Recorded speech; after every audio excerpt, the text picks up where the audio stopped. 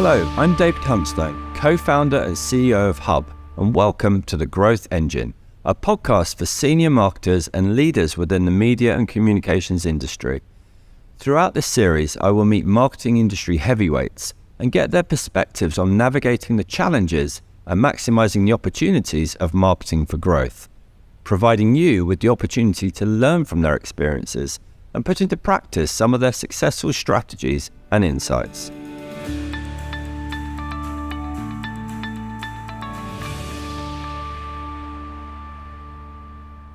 Today's episode will focus on how marketing as a function and as part of the business can drive growth within investment organisations.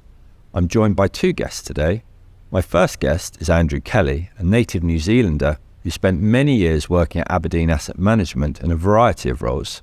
And I'm also joined by Andy Johnson, who was at Standard Life when Aberdeen and Standard Life merged. And they jointly became CO-CMO of Aberdeen Standard Investments. Andrew is now at Collar Capital as head of marketing, and Andy is a non-executive chair at River Mercantile.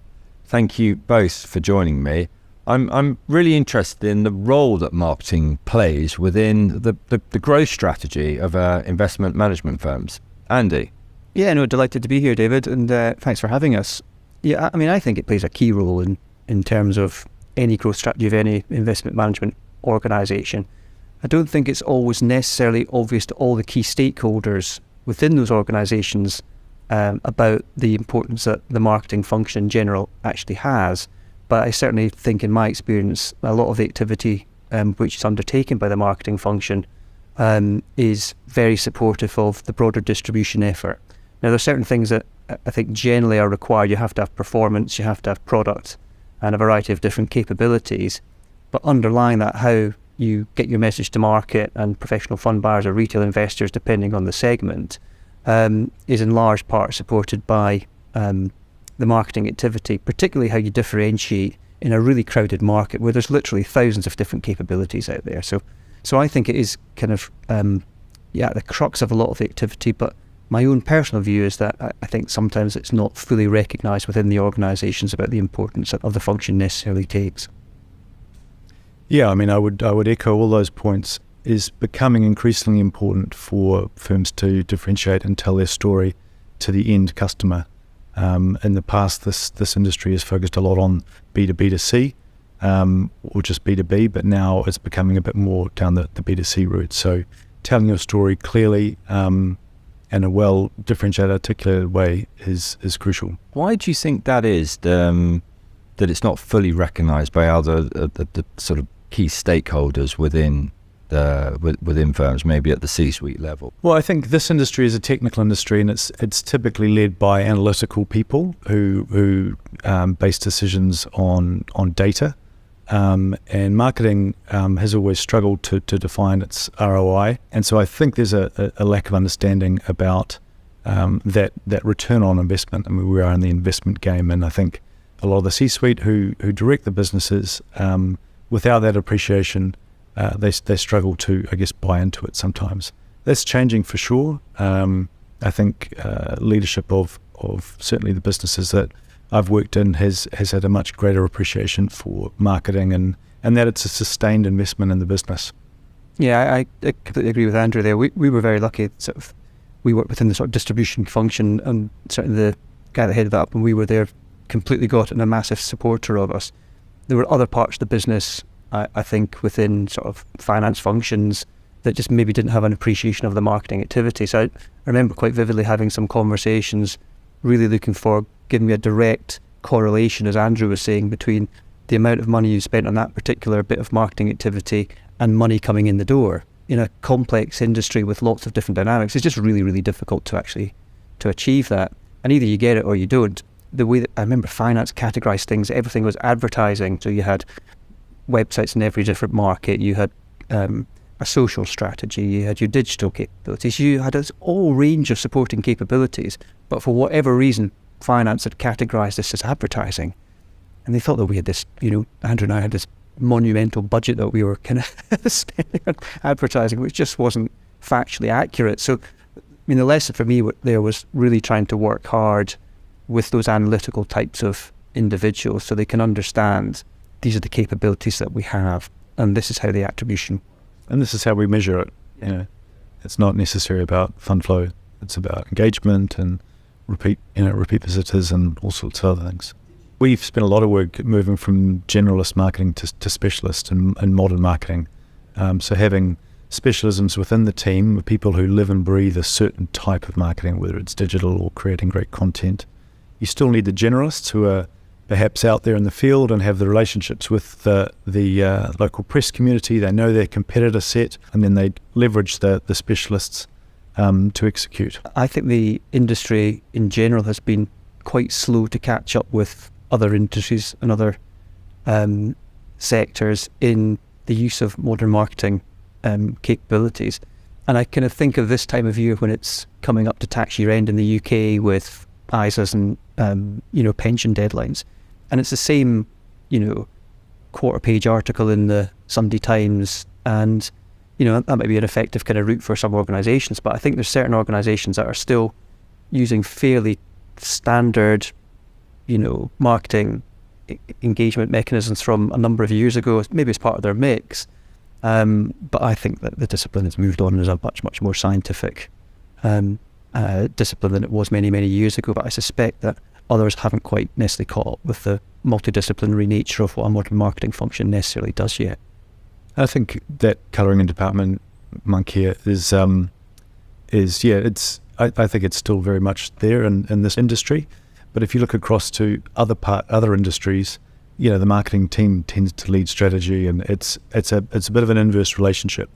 And I think that's just lots of businesses are still investment led, and that will continue for a while. What do you think needs to happen within the financial services sector to make that change? Probably a more open-mindedness from some of the kind of analytical type of organisation. And if you've not been exposed to something, you don't know the power of the capability, you may not have an appreciation of what it can actually do for you. And I think that's just going to take a bit of time, but you're seeing some of the organisations out there that are doing it really effectively. So if you look at some of the stuff I think that Schroders do is fantastic. Some of the blue chip brands are doing a fantastic job. Others less so, but it's taken a bit of time to catch up, right? And I guess the other big piece is just this idea of longevity. People are living longer, and we don't have enough workers to fund those who have retired. So that essentially means that pension systems around the world will struggle to support people in retirement. So now you're seeing lots of the big managers really look at that end customer and build out products and solutions that support them. So your traditional sales forces, face-to-face sales are just, that's no longer fit for purpose.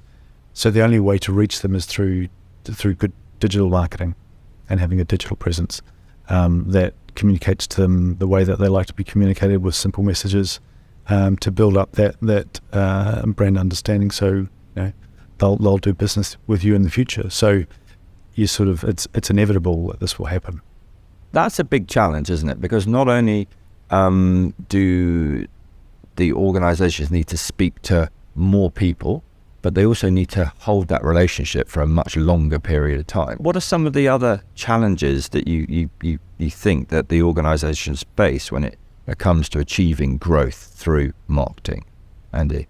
Historically, I think a lot of the content that has been produced is very much directed at professional buyers, which will still obviously be very important today.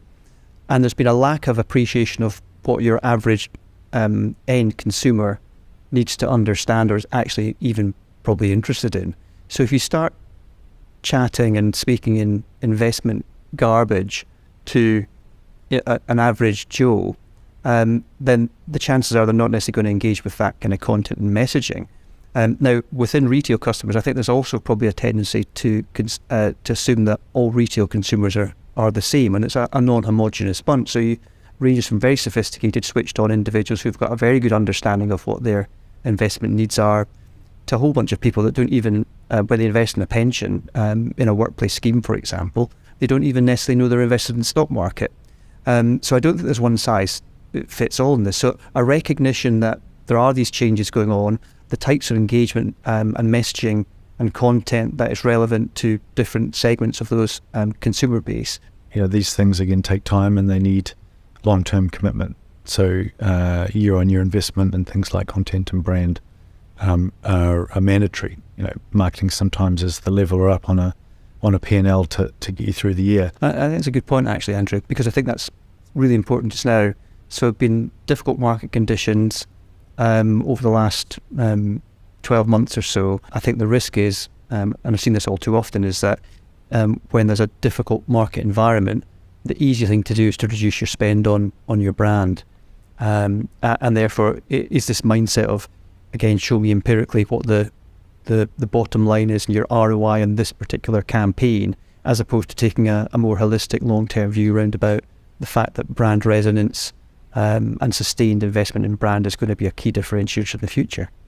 There's a lot of evidence that the IPA, Institution Practitioner of Advertising, publish around the brands that sustain marketing spend during downturns compared to the ones that cut back, and the speed that they come out of recoveries. It makes for very interesting reading, especially if you are under pressure for budgets. It's kind of ironic that in an industry which preaches the need to stick in for the long term, that we're even having this discussion, really. But there we are.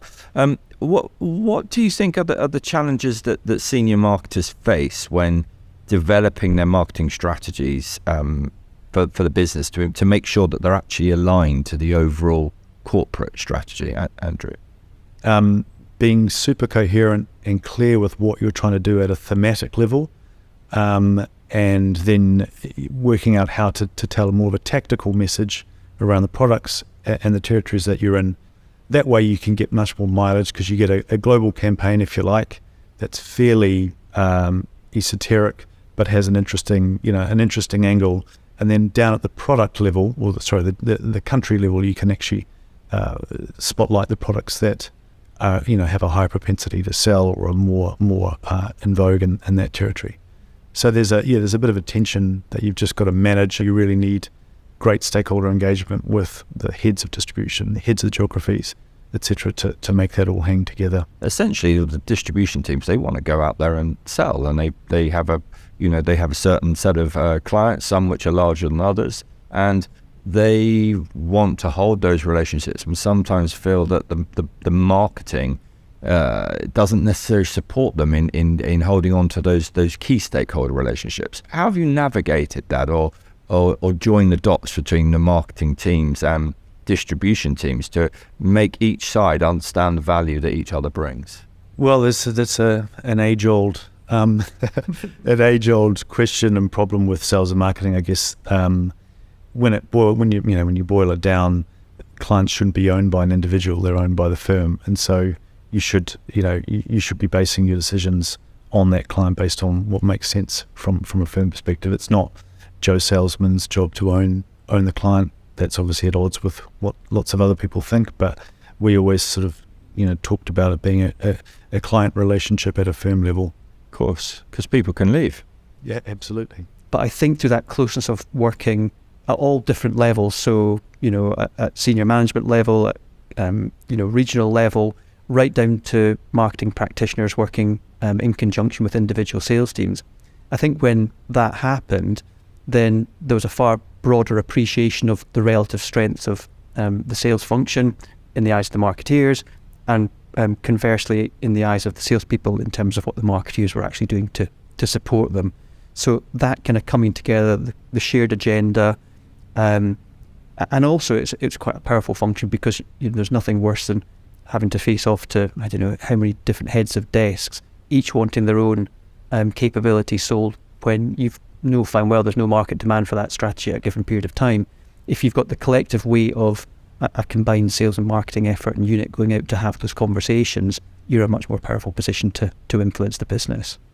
It's a bit of a barrier to entry, to be honest, for marketers in the industry, because you need that credibility. It's a technical subject.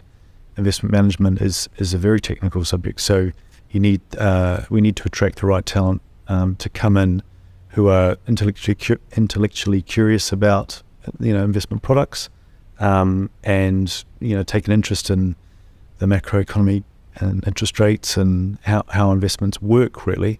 And you don't always get that with people in the industry and marketing teams, but having that credibility with the people you're facing off to internally is something that we always push for. That brings an interesting point as well about the individuals that are working as part of the marketing teams. Do you think there is enough training within the industry? Is there enough caliber of new talent coming through within marketing teams compared to other sectors? I don't know, to be honest. I think we've worked with some great people and some not so great people. As marketing's become more specialised, you want your aces to be great marketing people first and foremost, but have the ability to stretch into, and as I say, be genuinely curious about learning the product. Yeah. Because without really understanding the product, you won't be able to show your skills off. And in your own time at Aberdeen, were you training your teams and putting them through training both within marketing as well as the technical product side of the business? I think generally there was less training on the specific investment side of things. You'd pick that up through conversations with fund managers, just on the job, right? So you're working with kind of technical-minded individuals. I think where there was more specific training was round about some of the new disciplines that were coming through. So, what were you doing in terms of your digital capabilities? How were you leveraging your social platform? How were you leveraging your MarTech to ensure that you're having much more impact? And I think where the challenge comes back was for some of the marketeers, and I kind of hold myself culpable in this, it was articulating what some of those capabilities were able to do. The amount of data points that we were actually collecting was actually really quite significant. That takes a sustained investment to understand what the analysis and the data points are actually telling you. And I don't think that we were probably yet mature enough to, I said at the time, it's probably moved on since I've left, but really articulating and utilising the data points that were actually being provided to ensure that actually your marketing was actually more tailored.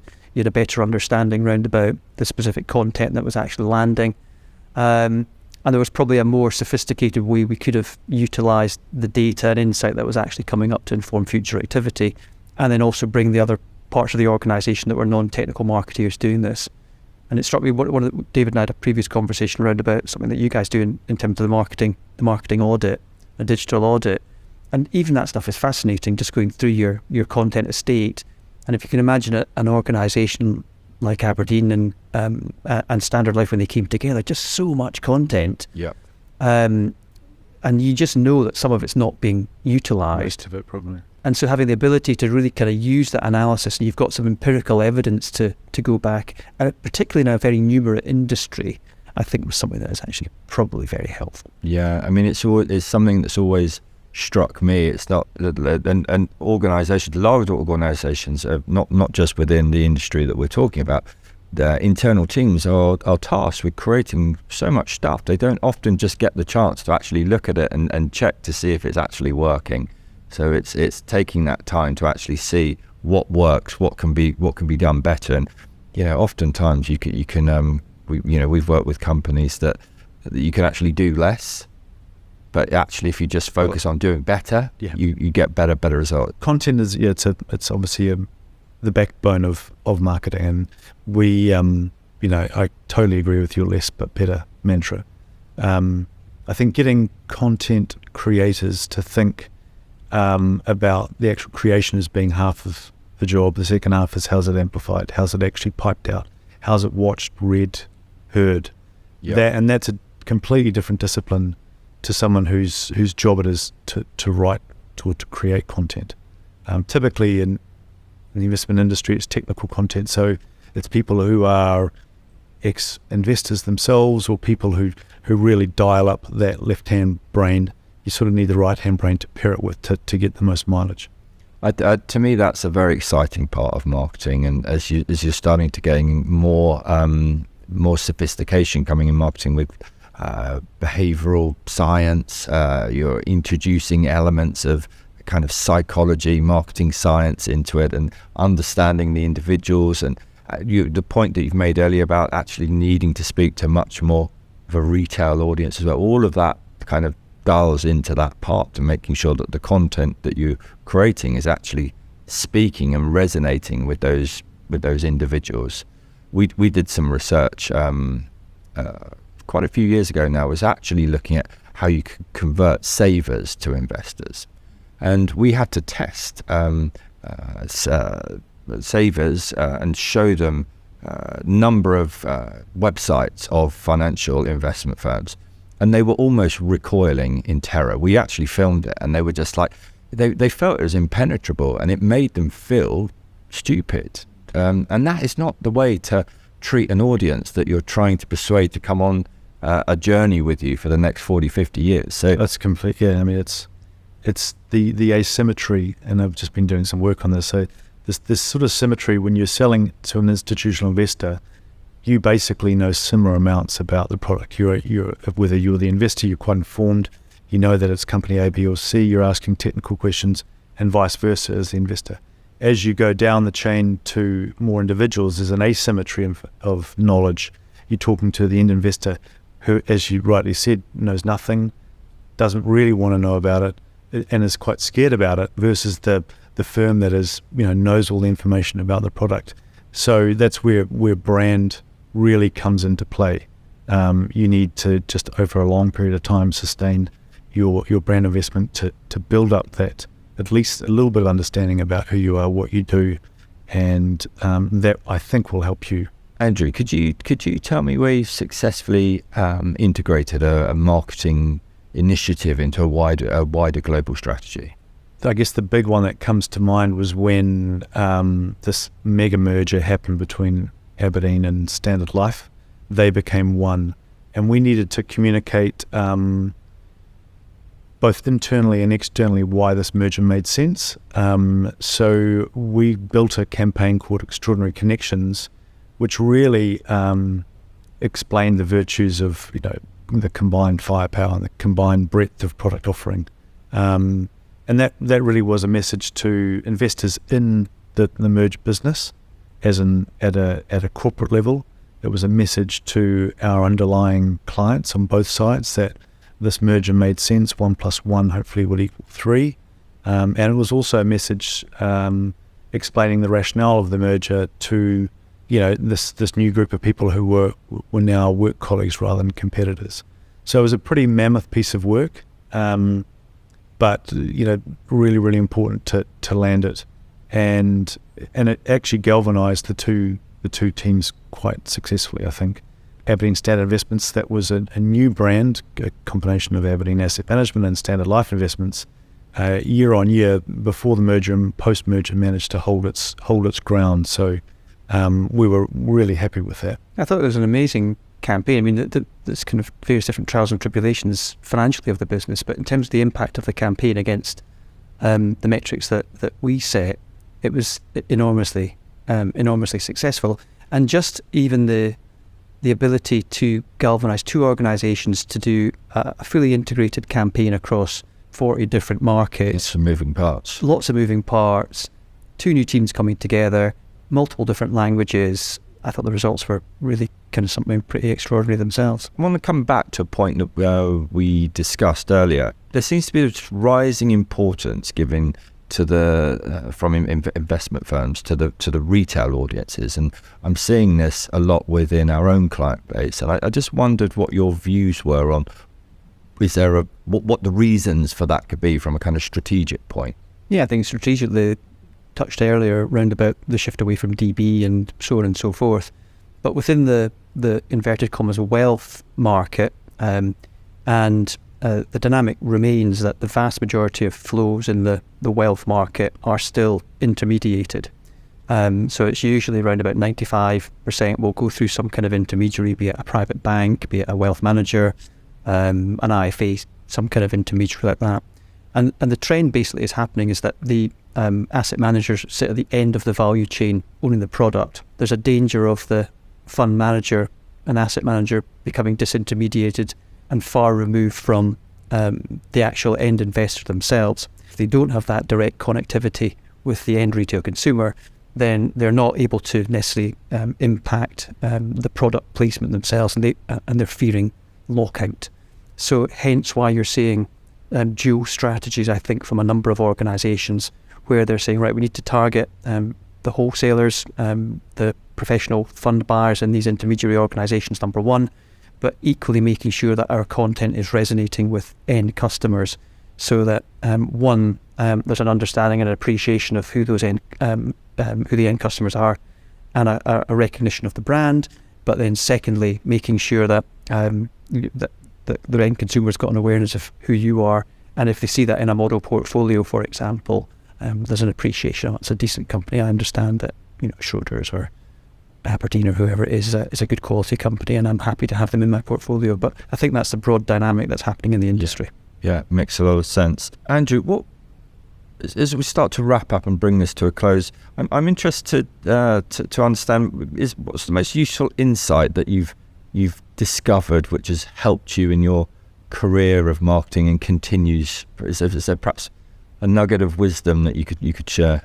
Take the time to really get to know your audience and walk a mile in their shoes, if you like, to ensure that your communication to them, has the best chance of landing as you intend it to. So obviously the work that you do, content creation is what, as I said before, is the backbone of the industry. So if you're going to do it, make sure you know who you're talking to. Same point from me. I mean, the most impactful thing that happened in my career was actually spending time with clients. You're in a marketing department. I think all too often marketeers don't necessarily get the opportunity to speak directly with clients. So there may be the sales relationship and the marketing guys are back in the office. And that was certainly the most informative thing for me in career, was having that sustained engagement with either institutional clients, with professional wholesalers, or ultimately with retail consumers via various different marketing outreach programs that we would undertake. And just that closeness of understanding what your client need is, and listening and spending time with the client is just massively kind of informative and certainly helped me in my career. Both great points. Again, slightly ironic, I feel, when we're in an industry of fund managers whose job is to go out to businesses, meet the businesses and the individuals that they're investing in, kick the tires, as they say, is a phrase I hear a lot, and that's good insights for us all to become better marketers. Thank you both for joining me today. 3 key takeaways or insights that I have learned from the conversation today. 1, taking the time to really dig deep into defining your brand and product and how it is differentiated in a crowded marketplace is becoming increasingly important. 2, work in partnership with the finance teams to make sure that all the various activities that are completed under the role of marketing are not batched together in the ledger under one activity. This will become increasingly important, as Andrew and Andy stated, at times when the powers that be are looking for budget cuts. 3, you need a shared agenda for sales and distribution, working hand in hand with the marketing teams to drive extraordinary growth. Working in today's digital environment, client relationships should be owned by the brand or business, not just individuals. The collective effort becomes more than the sum of its parts.